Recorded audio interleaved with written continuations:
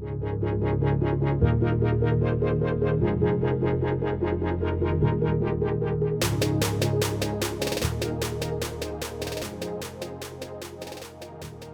story I'd like to tell today is the transference of uh, parishes, um, which is an interesting thing because this is technically my third parish that I've served in. The first parish was in St. Pius X in Fiji, in Suva, and then my second parish is in Santiago, the central city of Chile.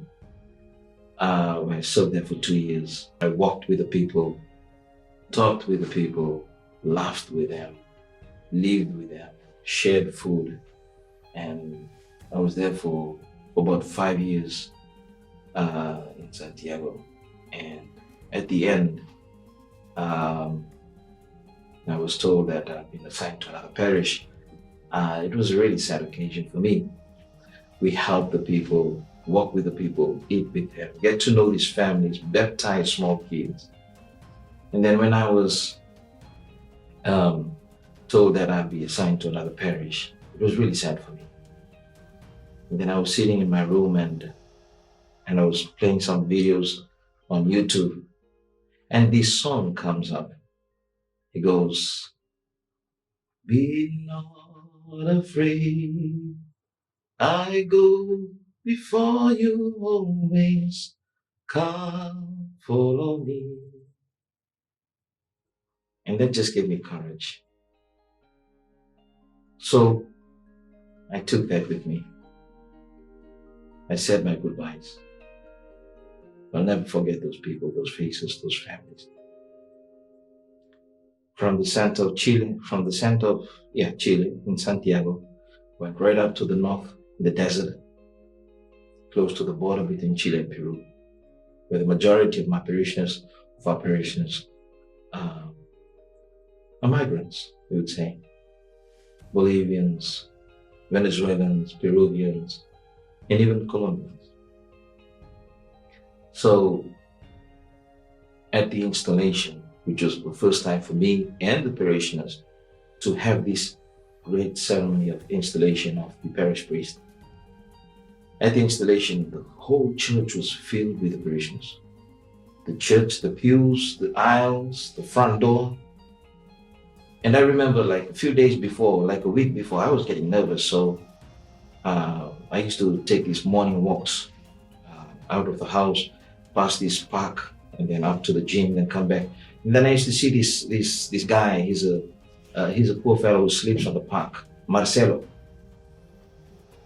And when I would do my exercises in the park, he would come and sit and talk with me, And I sort of felt like this is a brother who's here for me, He just sits and talks with me.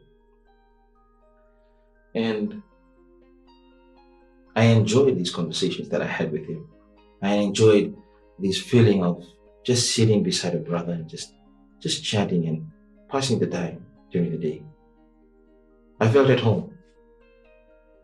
So at the installation of the parish, when everybody was there, I felt nervous.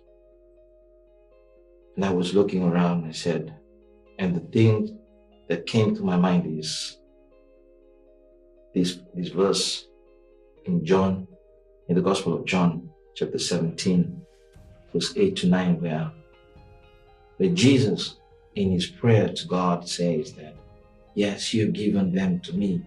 They are yours, as they are mine. These are mine. And as I was looking around,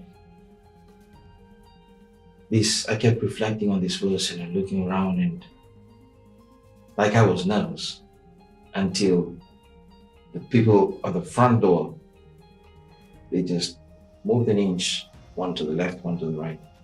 And right in between them, on the front gate was wide open.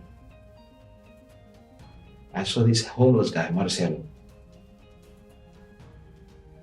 standing right at the gate with his knapsack, looking at me and smiling. Right in the front gate. Everybody was looking at me I felt I was just looking at him. So he took one hand and put it on his chest. And I did it in return. And that made me feel it. And from then on, I realized this journey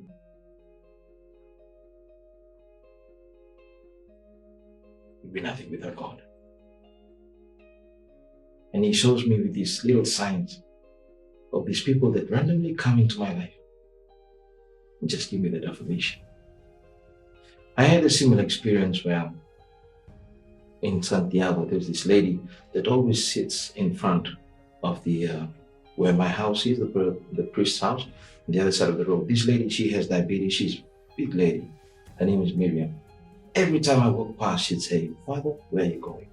"I'm going to this funeral." "Where are you going?" "I'm going to this mass." And she keeps telling me, "Father, I'll pray for you. I'll pray for you." One day I came, people were crying on the front of the street. I said, "What happened?" They said, "Miriam has gone."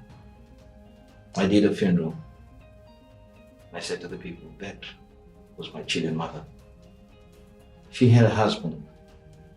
After she died, then I got to know the husband, Jose. Every time I walked past, he'd say, "Father, why don't you have a rest? We'll have some terremoto." I said, "Sorry, I gotta go." But we would joke around like that. "Hey, have a rest, have a beer." I said, "Sorry, I gotta go." A few months later, I came by the house. People were crying in front of the house. I said, "What happened?" Jose had passed away. I said to the people in the funeral, that is my Chilean father. So learning to see Christ in these random people that pass by in my life has been a wonderful journey, and it's been an affirmation. This mission of walking with the people, no matter who they are, what background they come from, can only be made possible if God is within them. If God is the main engine that drives us. So that is my reflection today in my story, in the hope that you might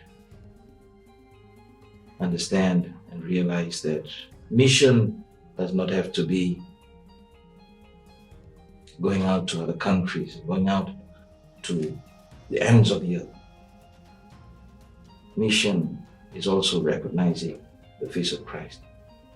Those that live right around you, who sleep on the streets, just walking by. Especially in this Easter season, we need to recognize Christ in the face of those strangers that walk past. So that's my story for today, and I hope that it may help in your reflection of recognizing the face of Christ in each other. Thank you very much.